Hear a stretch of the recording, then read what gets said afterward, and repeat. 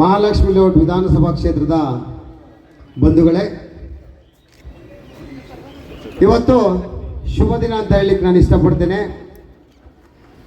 ನಮ್ಮ ನೆಚ್ಚಿನ ನಾಯಕರು, ವಿಶ್ವದ ನಾಯಕರು, ಪ್ರಧಾನಮಂತ್ರಿಗಳಾದ ಸನ್ಮಾನ್ಯ ನರೇಂದ್ರ ಮೋದಿಜಿಯವರ ಸಂಪುಟದಲ್ಲಿ ಕೇಂದ್ರ ಸಚಿವರಾಗಿ, ರಾಜ್ಯದ ಸಚಿವರಾಗಿ ಪ್ರಪ್ರಥಮ ಬಾರಿಗೆ ಮಹಾಲಕ್ಷ್ಮಿ ಲೇಔಟ್ ವಿಧಾನಸಭಾ ಕ್ಷೇತ್ರಕ್ಕೆ ಬರುತ್ತಿರುವಂಥ ನಮ್ಮ ನೆಚ್ಚಿನ ನೇತಾರರು ಕುಮಾರಿ ಶೋಭಾ ಕರಂದ್ಲಾಜೆಯವರಿಗೆ ನಿಮ್ಮೆಲ್ಲರ ಪರವಾಗಿ ಸ್ವಾಗತವನ್ನು ಬಯಸ್ತೇನೆ.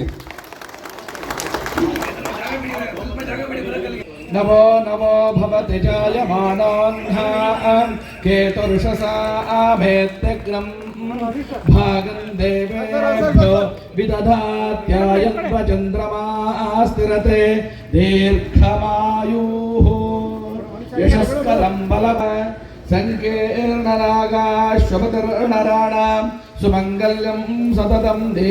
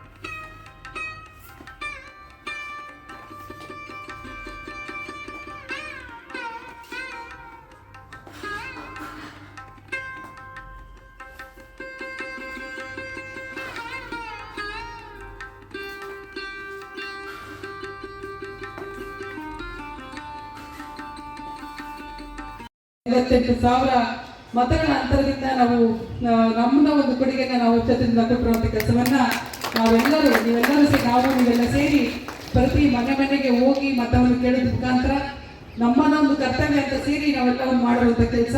ಅದರಲ್ಲೂ ಬೆಂಗಳೂರು ಉತ್ತರ ಜಿಲ್ಲೆಯಲ್ಲಿ ಸುಮಾರು ಒಂದು 2.5 ಲಕ್ಷಕ್ಕಿಂತ ಅಧಿಕ ಮತಗಳ ಅಂತರದಿಂದ ಶೋಭಾಕ್ಕನವ್ರನ್ನ ಇವತ್ತು ದೆಹಲಿಗೆ ಕಳಿಸುವಂಥ ಕೆಲಸವನ್ನ ಮಾಡಿದ್ದೀವಿ. ಅವರು ಉಡುಪಿ ಚಿಕ್ಕಮಗಳೂರು ಕ್ಷೇತ್ರದಲ್ಲೂ ಸಹ ಒಳ್ಳೆ ಕೆಲಸವನ್ನ ಮಾಡಿದ್ರು. ಯಶವಂತಪುರದಲ್ಲಿನೂ ಶಾಸಕರಾಗಿ ಕೆಲಸವನ್ನ ಮಾಡಿದ್ರು. ಇವತ್ತು ನಮಗೆ ಬೆಂಗಳೂರು ಉತ್ತರ ಜಿಲ್ಲೆಗೆ ನಮಗೆ ಒಬ್ಬ ಮಹಿಳಾ ಅಭ್ಯರ್ಥಿಯಾಗಿ ಸಿಕ್ಕಿದ್ದಾರೆ ಅಂದ್ರೆ ನಮ್ಮೆಲ್ಲರಿಗೂ ಒಂದು ಖುಷಿಯಾದಂಥ ವಿಷಯ. ನಮ್ಮ ಕೈಗೆ ಸಿಗ್ತಾರೆ. ನಾವು ಏನೇ ಸಮಸ್ಯೆ ಇದ್ರು ಅವ್ರ ಹತ್ರ ಹೋಗಿ ನಾವೆಲ್ಲ ಮಹಿಳೆಯರು ಹೇಳ್ಕೊಬಹುದು. ಯಾಕೆ ಮಹಿಳೆಯರು ಎಲ್ಲ ಒಂದ್ ಕಡೆ ಹೋಗ್ತಾ ಇದ್ದಾರೆ, ಹೋದ್ರೆ ಎಲ್ಲೋ ಒಂದ್ ಕಡೆ ಪುರುಷ ಹೋದ್ರೆ ಎಲ್ಲೋ ಒಂದ್ ಕಡೆ ದೂರ ಆಗ್ತಿದ್ದೇನೋ, ಇವಾಗ ಆಗಿಲ್ಲ. ಯಾಕಂದ್ರೆ ನಮ್ಮ ಮಹಿಳೆ ಒಬ್ಬ ಸಂಸದರಾಗಿಂದ ಮಹಿಳೆಗೆ ಹೆಚ್ಚು ಅನುಕೂಲ ಆಗುತ್ತೆ ಅಂತ ನನ್ನೊಂದು ಖಂಡಿತವಾಗ್ಲೂ ಆಸೆ ಇರುತ್ತೆ. ಯಾಕಂದ್ರೆ ಅವ್ರ ಮನೆಗೆ ನಾನು ಸಹ ಮನೆ ಹೋಗಿದ್ದೆ, ನನ್ನ ಮಗನ ಮದುವೆಗೆ ಮಾತಾಡ್ಕೊಳ್ಳಿಕ್ಕೆ ಹೋಗಿದ್ದೆ. ಡೈರೆಕ್ಟ್ ಆಗಿ ಅವ್ರ ಮನೆಗೆ ನೋಡಿ ಅವ್ರಿಗೆ ಸಂಸದರನ್ನ ಖುದ್ದಾಗಿ ಮಾತಾಡುವಂತ ಒಂದು ಕೆಲಸ ನಮ್ದೊಂದು ಸಿಕ್ಕಿದೆ ಅಂತ ನಮ್ಗೆಲ್ಲ ಒಂದು ಪುಣ್ಯದ ವಿಷಯನೇ ಅಂತ ಹೇಳ್ಬೇಕು. ಅಕ್ಕನವರು ಸಹ ಬಹಳ ಸರಳವಾದಂಥ ವ್ಯಕ್ತಿತ್ವ ಉಳ್ಳವರು. ನಮ್ಮೆಲ್ಲರ ಕಷ್ಟಕ್ಕೆ ಕಾರ್ಪಣ್ಯಕ್ಕೆ ಖಂಡಿತವಾಗ್ಲೂ ಸಹಾಯವನ್ನು ಮಾಡ್ತಾರೆ. ನಮ್ಮ ಬೆಂಗಳೂರು ಉತ್ತರ ಕ್ಷೇತ್ರಕ್ಕೆ ಏನೆಲ್ಲ ಕಾರ್ಯಗಳನ್ನ ಮಾಡ್ಬೋದು, ಮೋದಿಜಿಯವರ ನೇತೃತ್ವ ಸರ್ಕಾರದಲ್ಲಿ ನಮ್ಮ ಬೇಡಿಕೆಗಳನ್ನ ಇಟ್ಟು ನಮ್ಮ ಕೆಲಸವನ್ನು ಖಂಡಿತವಾಗ್ಲೂ ಅವರು ಮಾಡಿಕೊಡ್ತಾರೆ. ಅವ್ರಿಗೂ ಇನ್ನೊಂದು ಉತ್ತಮವಾದ ಭವಿಷ್ಯ ಸಿಗಲಿ. ನಮ್ಮ ಕ್ಷೇತ್ರದಲ್ಲಿ ನಮ್ಮ ಶಾಸಕರ ಕೊಡುಗೆ, ನಮ್ಮ ಶಾಸಕರ ಬೇಡಿಕೆಗಳು ಸಾಕಷ್ಟು ಇರ್ತದೆ. ಯಾವುದೇ ಕೆಲಸಗಳಾದ್ರೂ ಖುದ್ದು ನಿಂತ್ಕೊಂಡು ಮಾಡುವಂಥ ಕೆಲಸವನ್ನ ನಮ್ಮ ಶಾಸಕರು ಮಾಡುವಂಥ ಕೆಲಸನ ನೀವೆಲ್ಲ ಪ್ರತಿನಿತ್ಯ ನೋಡ್ತಾ ಇರ್ತೀವಿ. ಯಾವುದೇ ರೋಡ್ ಸಮಸ್ಯೆ ಇರ್ಬೋದು, ಸ್ಯಾನಿಟರಿ ಸಮಸ್ಯೆ ಇರ್ಬೋದು, ಲೈಟ್ ಸಮಸ್ಯೆ ಇರ್ಬೋದು, ಖುದ್ದು ನಿಂತ್ಕೊಂಡು ಶಾಸಕರು ಸಚಿವರಾಗಿದ್ದರೂ ಕೆಲಸವನ್ನ ಮಾಡ್ತಾ ಇದ್ರು. ಈಗಲೂ ಸಹ ಅದು ಮಾಡ್ಕೊಂಡು ಹೋಗ್ತಾ ಇದ್ದಾರೆ. ಅದು ನಿಮ್ಮೆಲ್ಲ ನಡುವೆ ಇರುವಂತಹ ಒಂದು ಪ್ರೀತಿ ವಿಶ್ವಾಸಕ್ಕೆ ಅದು ಬೆಲೆ ಕಟ್ಟಕ್ಕೆ ಸಾಧ್ಯ ಇಲ್ಲ. ಇವತ್ತೊಂದು ಫೋನು ಕಾಲ್ ಮುಖಾಂತರ ನಾವು ನಮ್ಮ ಸಂಸದರು ಇವತ್ತು ನಮ್ಮ ಆಫೀಸಿಗೆ ಬರ್ತಾರೆ ಅಂತ ಒಂದು ಮೆಸೇಜ್ ಪಾಸ್ ಮಾಡೋದಕ್ಕೆ ಎಷ್ಟು ಜನ ಬಂದು ಸೇರಿರುವಂಥದ್ದು. ಅದರಲ್ಲೂ ನಮ್ಮ ಮಹಿಳೆಯರು ಸಾಕಷ್ಟು ಸಂಖ್ಯೆಯಲ್ಲಿ ಇವತ್ತೆಲ್ಲ ಭಾಗವಹಿಸಿದ್ರ. ನಿಮ್ಮೆಲ್ಲರ ಕೊಡುಗೆಯನ್ನ ನಾವು ಯಾವಾಗಲೂ ತಪ್ಪಿಕೊಂಡು ಇಟ್ಕೊಳ್ತೀವಿ. ನಿಮ್ಮೆಲ್ಲರ ಪ್ರೀತಿ ವಿಶ್ವಾಸ ಸದಾ ಇದೆ ಇರಲಿ ಅಂತ ಕೇಳ್ಕೊಳ್ತಾ ವೇದಿಕೆ ಎಲ್ಲರಿಗೂ ಭಗವಂತರು ಹೋಗಿ ಕೆಲಸ ಮಾಡ್ಕೊಂಡ್ಬಿಡ್ತಾರೆ. ಅದು ಹೆಣ್ಮಕ್ಳು ಎಲ್ಲ ಅಂತ ಹಿಂದುಳಿತೀವಿ. ನಾವು ಖಂಡಿತವಾಗ್ಲೂ ಅವ್ರ ಹತ್ರ ಕೆಲಸ ಮಾಡುವಂತ ಕೆಲಸನ ನಾವು ಮಾಡ್ಬೋದು ಅಂತ ನಾನು ಹೇಳಕ್ ಇಷ್ಟಪಡ್ತೀನಿ.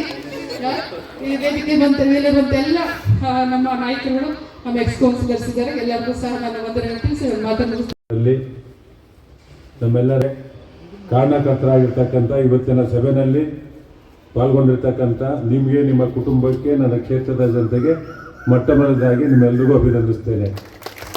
ಇವತ್ತು ಎರಡನೇ ಬಾರಿಗೆ ಪ್ರಧಾನಮಂತ್ರಿ ನರೇಂದ್ರ ಮೋದಿಜಿಯವರ ನಾಯಕತ್ವದಲ್ಲಿ ಬೆಂಗಳೂರು ಉತ್ತರ ಲೋಕಸಭಾ ಕ್ಷೇತ್ರದಿಂದ ಅತ್ಯಂತ ಹೆಚ್ಚಿನ ಬಹುಮತದಿಂದ ಗೆದ್ದು ಸಣ್ಣ, ಅತಿ ಸಣ್ಣ, ಮಧ್ಯಮ ಕೈಗಾರಿಕಾ ಹಾಗೂ ಕಾರ್ಮಿಕ ಮತ್ತು ಉದ್ಯೋಗ ಖಾತೆಗಳ ರಾಜ್ಯ ಸಚಿವರಾಗಿ ಒಂದು ಅತ್ಯುತ್ತಮ ಒಂದು ಖಾತೆಯನ್ನು ಪಡೆದಿರ್ತಕ್ಕಂಥ ಇವತ್ತು ಶೋಭಾ ಅಕೋರ್ ಏನಿದ್ದಾರೆ, ನನ್ನ ಕ್ಷೇತ್ರದ ಜನತೆಯ ಪರವಾಗಿ ಅವರಿಗೆ ನಾನು ಈ ಸಂದರ್ಭದಲ್ಲಿ ಅಭಿನಂದನೆಯನ್ನು ಸಲ್ಲಿಸ್ತೇನೆ.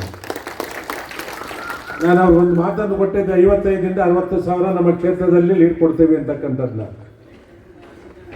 ಕಳೆದ ವರ್ಷ ನಡೆದಂಥ ಚುನಾವಣೆಯಲ್ಲಿ 51,000 ಲೀಡನ್ನು ಕೊಟ್ಟಿದ್ದೆ, 51,500 ಲೀಡನ್ನು ಕೊಟ್ಟಿದ್ದೆ. ಈ ಬಾರಿ 56,000 ಲೀಡನ್ನು ಕೊಟ್ಟಿದ್ದೆ. ನನಗನ್ಸುತ್ತೆ ನಮಗೆಲ್ಲ ಒಂದು 4,000 ಓಟ್ ಕಡಿಮೆ ಆಗಿದೆ ಅಂತಕ್ಕಂಥದ್ದು ಅನಿಸುತ್ತೆ. ಇವತ್ತಿನ ಕಾರ್ಯಕ್ರಮದಲ್ಲಿ ನಮ್ಮ ನರೇಂದ್ರ ಬಾಬು ಅವರು ಇದ್ದಾರೆ. ಈ ಒಂದು ವರ್ಷದಿಂದ ನಮ್ಮ ನಾಲ್ತಕ್ಕಂಥ ಕೆಟ್ಟ ಸರ್ಕಾರ ಏನಿದೆ, പക്ഷേ ಕಳೆದ 10 ವರ್ಷದಲ್ಲಿ ಏನು ಕೆಲಸ ಮಾಡಿದ ಈ ಕ್ಷೇತ್ರದಲ್ಲಿ ಒಂದು ವರ್ಷದಲ್ಲಿ ಯಾವುದೇ ಅನುದಾನ ಬಂದಿಲ್ಲ ಅಂತಕ್ಕಂಥದ್ದನ್ನ ಹೇಳೋದಕ್ಕೆ ಇಚ್ಛೆ ಪಡಿಸ್ತೇನೆ.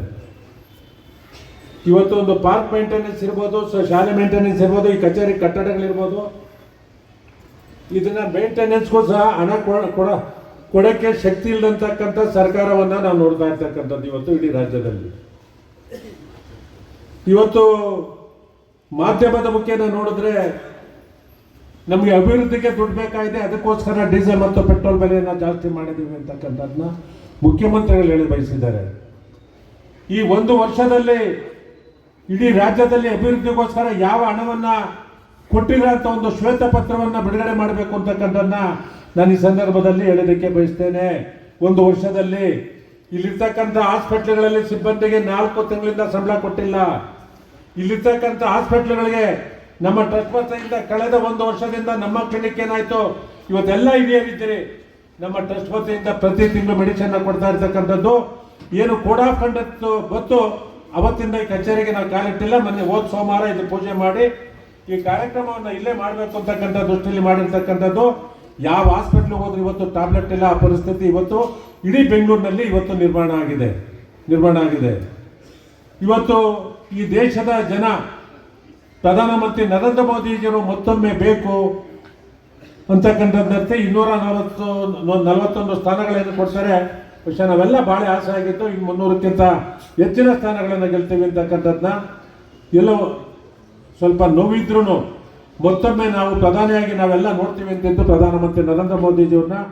പക്ഷേ ಅವರು 3ನೇ ಬಾರಿಗೆ ಏನು ಅಧಿಕಾರವನ್ನು ಸ್ವೀಕಾರ ಮಾಡಿದರೆ ಈ ದೇಶದ ರಕ್ಷಣೆಗೆ, ಈ ದೇಶ ಅಭಿವೃದ್ಧಿ ಆಗಬೇಕು ಅಂತಕ್ಕಂಥದ್ದು ಅವರು ಬಂದು ಮೊಟ್ಟ ಮೊದಲನೇ ಮಾಡಿದ್ದು ಈ ರಾಜ್ಯದ ರೈತರಿಗೆ ಏನು ವರ್ಷಕ್ಕೆ 6,000 ರೂಪಾಯಿ ಏನು ಬಿಡುಗಡೆ ಮಾಡ್ತಾರೆ, ಇಡೀ ದೇಶದ ರೈತರಿಗೆ 20,000 ಕೋಟಿ ಹಣವನ್ನು ಬಿಡುಗಡೆ ಮಾಡ್ತಕ್ಕಂಥ ಕೆಲಸವನ್ನು ಮಾಡಿದ್ದು ಪ್ರಧಾನಮಂತ್ರಿ ನರೇಂದ್ರ ಮೋದಿಜಿಯವರು. ಇವತ್ತು ನಮಗೆ BPL ಕಾರ್ಡ್ ಇರ್ತಕ್ಕಂಥ ಕುಟುಂಬಕ್ಕೆ 5 ಕೆಜಿ ಅಕ್ಕಿಯನ್ನು ಕೊಡ್ತಾ ಇರ್ತಕ್ಕಂಥ ಬೇರೆ ಯಾರು ಅಲ್ಲ, ಈ ರಾಜ್ಯ ಸರ್ಕಾರ ಅಲ್ಲ.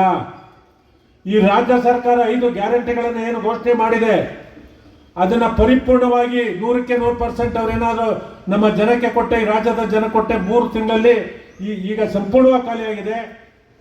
ಯಾವ್ದಾವ್ದು ಟ್ಯಾಕ್ಸ್ ಜಾಸ್ತಿ ಮಾಡ್ಬೇಕು ಎಲ್ಲವನ್ನೂ ಮಾಡಾಗಿದೆ. ಇನ್ನ 2ನೇ ವರ್ಷಕ್ಕೆ ಬಂದ್ರೆ ಬಹುಶಃ ಮುಂದಿನ ಬಜೆಟ್ನಲ್ಲಿ ಇನ್ನ ಇದನ್ನೇ ರೆವಿನ್ಯೂ ತಿರ್ಗಿ ಈಗಾಗಲೇ ವಿದ್ಯುತ್ತಿಂದ ಹಿಡಿದು, ಹಾಲಿನ ದರದಿಂದ ಹಿಡಿದು, ಇವತ್ತು ಪೆಟ್ರೋಲಿಂದ ಹಿಡಿದು, ಡೀಸೆಲ್ನಿಂದ ಹಿಡಿದು, ಸ್ಟ್ಯಾಂಪ್ ಡ್ಯೂಟಿಯಿಂದ ಹಿಡಿದು, ಕುಡಿಯೋ ನೀರಿಂದ ಹಿಡಿದು, ಮನೆ ಕಂದಾಯದಿಂದ ಹಿಡಿದು ಯಾವ್ದಾವ್ದು ಜಾಸ್ತಿ ಮಾಡೋದಕ್ಕೆ ಸಾಧ್ಯ ಇದೆ ಅದೆಲ್ಲವನ್ನು ಮಾಡಿರ್ತಕ್ಕಂಥದ್ದು 1 ವರ್ಷದ ಕೀರ್ತಿ ಕಾಂಗ್ರೆಸ್ ಸರ್ಕಾರಕ್ಕೆ ಸಲ್ಲುತ್ತೆ. ಇದನ್ನ ಯಾಕೆ ಹೇಳ್ತಾ ಇದ್ದೀನಿ, ಮುಂದೆ ಇನ್ನೊಂದು 4-5 ತಿಂಗಳಲ್ಲಿ ಮಹಾನಗರ ಪಾಲಿಕೆ ಚುನಾವಣೆ ಬರ್ಬೋದು ಅಂತಕ್ಕಂಥದ್ದು ಅಂತಿದ್ದೀವಿ. ನಮ್ಮ ಮುಖಂಡರುಗಳು ಈಗೇನು MP ಚುನಾವಣೆಯಲ್ಲಿ ಯಾವ ರೀತಿ ಕೆಲಸ ಮಾಡಿದ್ರೆ ಎಲ್ಲ ಒಗ್ಗಟ್ಟಾಗಿ ಭಾರತೀಯ ಜನತಾ ಪಕ್ಷ ಮತ್ತು ಜನತಾದಳದ ಎಲ್ಲ ಮುಖಂಡರುಗಳು ನಾವು ಒಟ್ಟಾಗಿ ನಾವು ಕೆಲಸ ಮಾಡಿದ್ರೆ 8ಕ್ಕೆ 8 ಅತ್ಯಂತ ಹೆಚ್ಚಿನ ಬಹುಮತದಿಂದ ನಾವು ಗೆಲ್ತೀವಿ ಅಂತಕ್ಕಂಥ ಮಾತನ್ನ ಈ ಸಂದರ್ಭದಲ್ಲಿ ಹೇಳ್ತೇನೆ. ಬರುತ್ತೆ, ಇನ್ನು 4ರಿಂದ 5 ತಿಂಗಳಲ್ಲಿ ಚುನಾವಣೆ ಬರುತ್ತೆ. ಇವತ್ತು ಬೆಂಗಳೂರನ್ನು 5 ಭಾಗ ಮಾಡೋದಕ್ಕೆ ಏನೋ ಹೊಟ್ಟಿದ್ದಾರೆ. ಈ ಕೆಂಪೇಗೌಡ ಪ್ರತಿಮೆ ಇದೆ, ಬಹುಶಃ ಕೆಂಪೇಗೌಡರಿಗೆ ಇದ್ದಿದ್ದು ಇಡೀ ಬೆಂಗಳೂರು ಒಂದಾಗಿರ್ಬೇಕು ಅಂತಕ್ಕಂಥದ್ದನ್ನ ಇವತ್ತೇನು ಈ ಕಚೇರಿ ಮಾಡ್ದೋ, ಇವತ್ತು ಬೆಂಗಳೂರನ್ನ ಉಳಿಬೇಕು ಅಂತಂದ್ರೆ ನಾಡಪ್ರಭು ಕೆಂಪೇಗೌಡರೇ ಕಾರಣ ಅಂತಕ್ಕಂಥದ್ದನ್ನ ಈ ಸಂದರ್ಭದಲ್ಲಿ ಹೇಳೋದಕ್ಕೆ ಬಯಸ್ತೇನೆ. ಅದರಿಂದ ಬೆಂಗಳೂರು ಒಟ್ಟಾಗಿ ಉಳಿಬೇಕು, ಒಂದೇ ಚುನಾವಣೆ ಆಗಬೇಕು. ಬಹುಶಃ ನಾವು ರೆಡಿ ಇದ್ದೀವಿ, ಚುನಾವಣೆ ಮಾಡಿದ್ರೆ ಚುನಾವಣೆ ಎದುರಿಸೋದಕ್ಕೆ ನಾವು ರೆಡಿ ಇದ್ದೀವಿ. ಇವತ್ತು ನಮ್ಮ ಜೊತೆಗೆ ನೂತನವಾಗಿ ಆಯ್ಕೆಯಾಗಿರ್ತಕ್ಕಂಥ ಶೋಭಾ ಮೇಡಮ್ ಅವರು, ಬಹುಶಃ ನಮ್ಮ ಅಧ್ಯಕ್ಷರು ಹೇಳಿದ್ರು ತಿಂಗಳಿಗೊಂದು ಬಾರಿ ಅಂತಕ್ಕಂಥದ್ದು, ಬಹುಶಃ ನಮ್ಮ ಕ್ಷೇತ್ರಕ್ಕೆಲ್ಲ ಅವರಾಗಿರ್ತಕ್ಕಂಥದ್ದು, ನಮ್ಮ ರಾಜ್ಯಕ್ಕೆಲ್ಲ ಇಡೀ ಕಾನ್ಸ್ಟಿಟ್ಯೂನ್ಸಿಗೆ ಹೋಗ್ಬೇಕಾಗುತ್ತೆ, ಪ್ರತಿ ಜಿಲ್ಲೆಗೂ ಹೋಗ್ಬೇಕಾಗುತ್ತೆ, ಪ್ರತಿ ರಾಜ್ಯಕ್ಕೂ ಹೋಗ್ಬೇಕಾಗುತ್ತೆ. ಆದಷ್ಟು ಸಾಧ್ಯ ಬಂದಂಥ ಸಂದರ್ಭದಲ್ಲಿ ನಮ್ಮ ಕುಟುಂಬದ ಕಾರ್ಯಕ್ರಮಗಳಿರ್ಬೋದು, ಸರ್ಕಾರಿ ಕಾರ್ಯಕ್ರಮಗಳಿರ್ಬೋದು, ಆ ಸಂದರ್ಭದಲ್ಲಿ ಅವರ ವೇಳೆಯನ್ನು ನೋಡಿಕೊಂಡು ಬರೋದಕ್ಕೆ ಹೆಚ್ಚಿನ ಒತ್ತನ್ನು ಕೊಡಬೇಕು ಅಂತಕ್ಕಂಥ ಮನವಿಯನ್ನು ನಿಮ್ಮೆಲ್ಲರ ಪರವಾಗಿ ನಾನೇ ಮಾಡ್ಕೊತೀನಿ. ಟೈಮ್ ಇದ್ದಂಥ ಸಂದರ್ಭದಲ್ಲಿ ಬರಬೇಕು ಅಂತಕ್ಕಂಥದ್ದನ್ನ ನಾನೇ ಮನವಿಯನ್ನು ಮಾಡ್ಕೊತೇನೆ. പക്ഷേ ನಾನು ಉಸ್ತುವಾರಿ ಸಚಿವನಾಗಿರ್ತಕ್ಕಂಥ ಸಂದರ್ಭದಲ್ಲಿ ರಾಜ್ಯ ಕೇಂದ್ರದ ಕೃಷಿ ಸಚಿವರಾಗಿ ನಾನು ಹಾಸನ ಜಿಲ್ಲೆಯಲ್ಲಿ ಅವರ ಕಾರ್ಯವೈಖರಿಗಳನ್ನು ಕಂಡಿದ್ದೇನೆ. ಅವರು ಇದೇ ಕ್ಷೇತ್ರದ ಯಶವಂತಪುರ ಕ್ಷೇತ್ರದಲ್ಲಿ ಗೆದ್ದು ವಿದ್ಯುತ್ ಶಕ್ತಿ ಸಚಿವರಾಗಿ ಈ ರಾಜ್ಯಕ್ಕೆ ಅತ್ಯುತ್ತಮವಾದ ಒಂದು ಕೆಲಸವನ್ನು ಮಾಡಿರ್ತಕ್ಕಂಥದ್ದನ್ನ ನಾವು ನೋಡಿದ್ದೇವೆ. ಇವತ್ತು ಕಾರ್ಮಿಕ ಉದ್ಯೋಗ ಅತಿ ಸಣ್ಣ ಮತ್ತು ಸಣ್ಣ ಮಧ್ಯಮ ಕೈಗಾರಿಕಾ ಸಚಿವರಾಗಿ ಒಂದು ದೊಡ್ಡ ಜವಾಬ್ದಾರಿಯನ್ನು ಇವತ್ತು ಪ್ರಧಾನಮಂತ್ರಿ ನರೇಂದ್ರ ಮೋದಿಯವರ ಮಂತ್ರಿಮಂಡಲದಲ್ಲಿ ತಮಗೇನು ಕೊಟ್ಟಿದ್ದಾರೆ.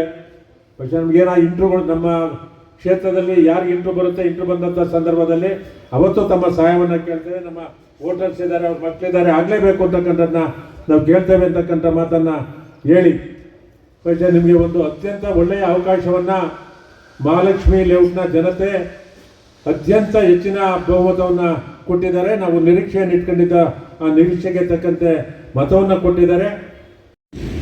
ಮಹಾಲಕ್ಷ್ಮಿ ಲೇಔಟಲ್ಲಿ ಗೆಲ್ಸಕ್ಕೆ ಕಾರಣೀಕರ್ತರಾಗಿರುವಂಥ ಬೂತ್ ಮಟ್ಟದಲ್ಲಿ ವಾರ್ಡ್ ಮಟ್ಟದಲ್ಲಿ ಹೋರಾಟವನ್ನು ಮಾಡಿ ಮನೆ ಮನೆಗೆ ಹೋಗಿ ಕರಪತ್ರವನ್ನು ಹಂಚಿ ನಮ್ಮ ಪಕ್ಷಕ್ಕೆ ಬೆಂಬಲವನ್ನು ಕೊಟ್ಟಂತ ನನ್ನೆಲ್ಲ ಕಾರ್ಯಕರ್ತ ಬಂಧುಗಳಿಗೆ ನಾನು ಶಿರವಾಗಿ ನಮನವನ್ನು ಸಲ್ಲಿಸ್ತಾ ಇದ್ದೀನಿ. ನಿಮ್ಮೆಲ್ಲರ ಪ್ರಯತ್ನದ ಸಲುವಾಗಿ, ನಿಮ್ಮೆಲ್ಲರ ಹೋರಾಟದ ಸಲುವಾಗಿ, ನಿಮ್ಮೆಲ್ಲರ ಸಂಘಟನೆ ಸಲುವಾಗಿ, ನಿಮ್ಮೆಲ್ಲರ ಶ್ರಮದ ಸಲುವಾಗಿ ಇವತ್ತು ಇಷ್ಟು ದೊಡ್ಡ ಗೆಲುವು ನಮಗೆ ಆಗಿದೆ. ಈ ಕ್ಷೇತ್ರದಲ್ಲಿ ಶಾಸಕರು ಬಹಳಷ್ಟು ಅಭಿವೃದ್ಧಿ ಕೆಲಸಗಳನ್ನು ಮಾಡಿದ್ದಾರೆ. ಅಧಿಕಾರ ಇದ್ದಾಗ ಅಥವಾ ಅಧಿಕಾರ ಇಲ್ಲದಾಗ ತನ್ನದೇ ಆದಂಥ ರೀತಿಯಲ್ಲಿ ಅವರು ಕೆಲಸವನ್ನು ಮಾಡ್ತಾ ಇದ್ದಾರೆ. ಬಿಬಿಎಂಪಿಯ ಶಾಲೆಗಳು ಮುಚ್ಚಿ ಹೋಗುವಂಥ ಪರಿಸ್ಥಿತಿಯಲ್ಲಿ ಕೂಡ ಮಹಾಲಕ್ಷ್ಮಿ ಲೇಔಟಿನ ಬಿಬಿಎಂಪಿ ಮತ್ತು ಸರ್ಕಾರದ ಶಾಲೆಯಲ್ಲಿ 2,500-3,000 ಮಕ್ಕಳು ಓದ್ತಾ ಇದ್ದಾರೆ ಅಂತಂದ್ರೆ ಅದಕ್ಕೆ ನಮ್ಮ ಶಾಸಕರು ಕಾರಣ. ಆ ರೀತಿಯ ಒಂದು ಕೆಲಸವನ್ನ ಈ ಕ್ಷೇತ್ರದಲ್ಲಿ ಮಾಡ್ತಿದ್ದಾರೆ. ಒಟ್ಟು 7,000 ಮಕ್ಕಳು ಓದ್ತಿದ್ದಾರೆ ಅಂದ್ರೆ ಆ ಮಕ್ಕಳಿಗೆ ಓದಿಸುವಂತ ಟೀಚರ್ಸಿಗೂ ಅವರೇ ಸಂಬಳ ಕೊಟ್ಟು ಇವತ್ತು ಓದಿಸುವಂಥದ್ದು ಒಂದು ವಿಶೇಷತೆ. ಅಂದ್ರೆ ನನ್ನ ಕ್ಷೇತ್ರದ ಅಭಿವೃದ್ಧಿ ಆಗಬೇಕು, ನನ್ನ ಕ್ಷೇತ್ರದ ಮಕ್ಕಳು ಓದಬೇಕು, ನನ್ನ ಕ್ಷೇತ್ರದ ಯಾರು ಬಡವರ್ಗದ ಮಧ್ಯಮ ವರ್ಗದ ಜನ ಇದ್ದಾರೆ ಅವ್ರಿಗೆ ಪ್ರೈವೇಟ್ ಶಾಲೆಯಲ್ಲಿ ಫೀಸ್ ಕಟ್ಟಕ್ಕಾಗಲ್ಲ, ಸರ್ಕಾರಿ ಶಾಲೆಯಲ್ಲಿ ನಾವು ಬೆಳೆಸ್ಬೇಕನ್ನುವಂಥ ಒಂದು ಸದಿಚ್ಛೆಯಿಂದ ಇಷ್ಟೆಲ್ಲ ಅಭಿವೃದ್ಧಿ ಕೆಲಸಗಳು ಆಗ್ತಾ ಇದ್ದಾವೆ. ಈ ಎಲ್ಲ ಅಭಿವೃದ್ಧಿ ಕೆಲಸಗಳು ಪಕ್ಷದ ಸಂಘಟನೆ ಹೋರಾಟ ಈ ಕಾರಣಕ್ಕಾಗಿ ಇವತ್ತು ಜನ ನಮ್ಮ ಕೈ ಹಿಡಿದಿದ್ದಾರೆ. ಈಗಾಗಲೇ ಪ್ರಸ್ತಾಪ ಆದಂತೆ ನಮ್ಮೆಲ್ಲರ ನಿರೀಕ್ಷೆ ಇತ್ತು, ಮೋದಿಯವರು 272 ಗಡಿಯನ್ನ ದಾಟಬೇಕು, ಮಿನಿಮಮ್ ಮೆಜಾರಿಟಿಯನ್ನ ನಾವು ಪಡಿಬೇಕು ಅನ್ನುವಂಥ ಹೋರಾಟ ನಮ್ದಾಗಿತ್ತು. ಈ ದೇಶದಲ್ಲಿ ಯಾವ ಭರವಸೆಯನ್ನು ಮೋದಿಯವರು ಕಟ್ಟಿದ್ರು ಅದೆಲ್ಲವನ್ನ ನಾವು ಈಡೇರಿಸುವ ಪ್ರಯತ್ನ ಮಾಡಿದ್ದೀವಿ. ರಾಮ ಮಂದಿರ ಆಯಿತು, 370ನೇ ವಿಧಿ ತೆಗಿಬೇಕಿತ್ತು, ತೆಗ್ದಾಯಿತು. ಅಭಿವೃದ್ಧಿ ಕೆಲಸಗಳು ಪ್ರತಿಯೊಂದು ಇಲಾಖೆಯನ್ನು ಕೂಡ ಲೆಕ್ಕ ಹಾಕಿದ್ರೆ ಆ ಎಲ್ಲ ಇಲಾಖೆಯಲ್ಲಿ ಕೂಡ ಅಭಿವೃದ್ಧಿ ಕೆಲಸವನ್ನ ಅತ್ಯಂತ ವೇಗದಲ್ಲಿ ಮಾಡಲಾಯಿತು. ನಿಮ್ಮ ಮಕ್ಕಳು ಯಾರಾದರೂ ವಿದೇಶದಲ್ಲಿದ್ದರೆ ಅವತ್ತು ಭಾರತದ ಗೌರವ ಹೇಗಿತ್ತು, ಇವತ್ತು ಹೇಗಾಗಿದೆ, ಇದು ವ್ಯತ್ಯಾಸ ಇದೆ.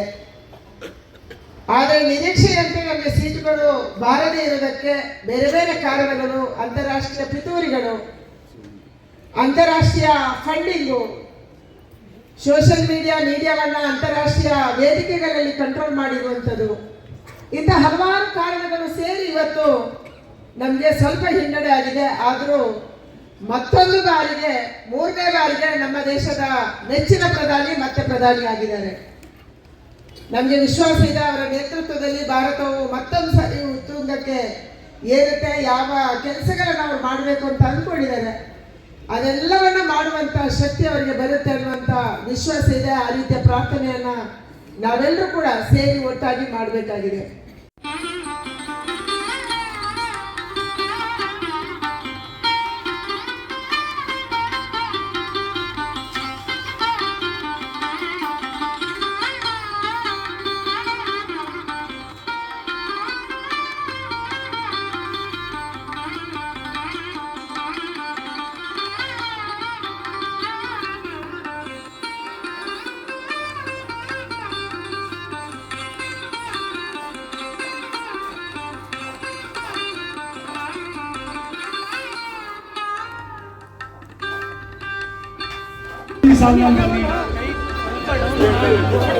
Okay okay